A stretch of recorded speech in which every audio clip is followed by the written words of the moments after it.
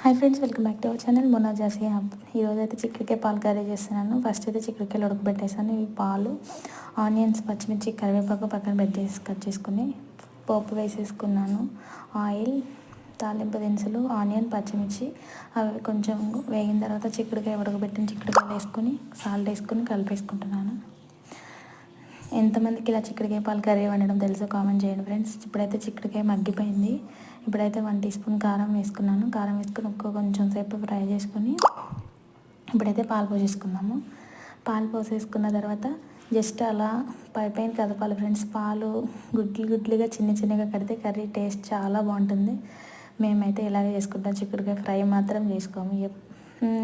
లావు చిక్కుడుకాయలు ఉంటాయి కదా, అవైతే ఫ్రై చేసుకుంటాము. ఇదైతే ఇలానే వండుతాను. ఇది చూసారా, కదపకుండా మనం మూత పెట్టే సిమ్లో పెడితే ఇలా ఉంటుంది కర్రీ. చూడండి, ఇప్పుడైతే ఇంకా కర్రీ రెడీ అయిపోయింది. టేస్టీ చిక్కుడుకాయ పాలు కర్రీ ఈజ్ రెడీ.